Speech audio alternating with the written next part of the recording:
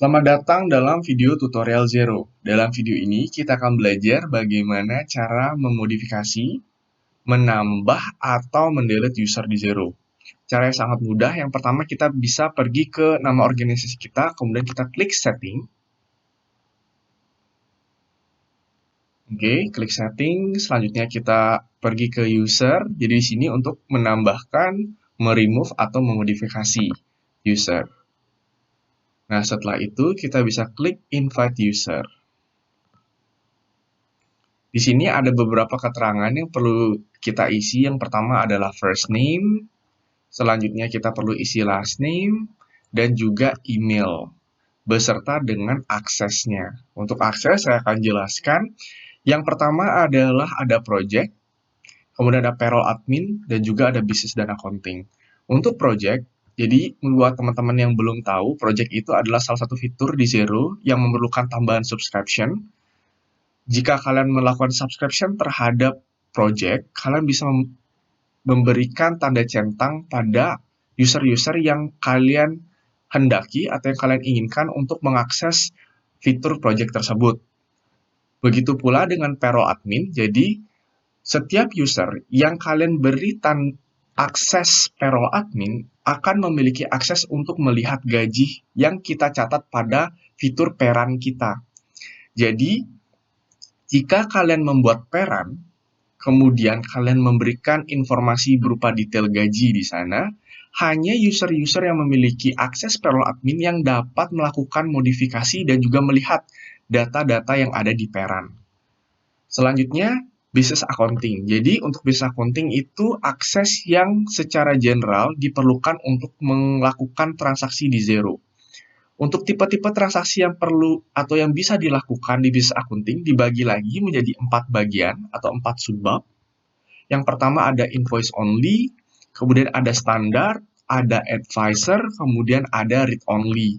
Sederhananya pada invoice only, kita hanya bisa membuat invoice, baik sifatnya invoice sales atau invoice dari supplier, atau di Zero kita sebut dengan purchase bill. Nah, di sini kita bisa lihat tandanya dalam sales dan purchase ini ada 4 juga aksesnya. Only create draft artinya mereka hanya mampu untuk membuat draft, tidak bisa sampai melakukan approval. Selanjutnya, jika kalian centang sales, quoting, dan invoice, mereka hanya mampu untuk membuat transaksi yang berkaitan dengan quotation dan juga invoice. Mereka bisa membuat dari draft sampai approval, tapi mereka tidak bisa melakukan transaksi di luar dari invoice sales. Dan juga mereka tidak bisa mendapatkan akses untuk melakukan pembayaran, jadi hanya terhenti sampai membuat saja. Begitu pula dengan purchase, ini berkaitan dengan purchase bills atau yang lebih familiar kita pahami sebagai invoice dari supplier. Nah, jadi mereka hanya mampu membuat PO dan juga bills tanpa bisa melakukan pembayaran.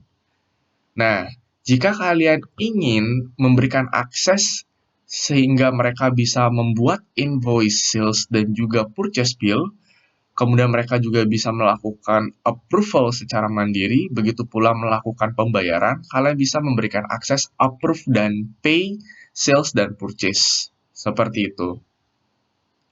Selanjutnya kita pergi ke standar. Nah, kalau standar ini satu level di atas invoice only. Pada akses ini, yang menjadi istimewa daripada invoice only adalah mereka bisa melakukan transaksi-transaksi pada bank. Sebagai contoh, mereka bisa melakukan rekonsiliasi dan melakukan edit statement. Untuk transaksi non-cash coding, kalau kalian mencentang book rekonsiliasi, statement line editing dalam kurung cash coding, mereka juga bisa melakukan cash coding. Selanjutnya, di bank account admin, jika kalian centang, mereka bisa menambahkan dan juga mengedit bank account detail. Itu dia. Kemudian di sini ada pilihan untuk manage user, artinya jika kalian berikan akses manage user ini, mereka bisa invite new user atau mengubah atau mengedit user roles dan juga melakukan delete user. Selanjutnya kita pergi ke advisor. Di advisor satu level di atas standar. Yang membedakan standar dengan advisor adalah yang pertama, Pada advisor, mereka bisa melakukan atau membuat jurnal manual atau manual jurnal di Xero. Kemudian ada beberapa fitur-fitur yang hanya bisa didapatkan ketika orang mendapatkan akses advisor. Seperti contohnya ada di sana find and recode dan ada beberapa fitur-fitur lainnya. Itu dia, akan tetapi secara general standard and advisor memiliki akses yang sama. Selanjutnya ada read only. Nah, read only ini cocok untuk user-user yang hanya memerlukan report. Jadi mereka hanya bisa melihat saja, tidak bisa melakukan edit. Mereka bisa hanya melihat report dan juga melihat detail transaksi, seperti itu. Itu saja, mereka hanya bisa read only tanpa melakukan edit. Nah, jika sudah kalian tahu rules-nya, kalian bisa klik send invite. Itu dia tadi cara untuk melakukan atau menginvite new user di Xero.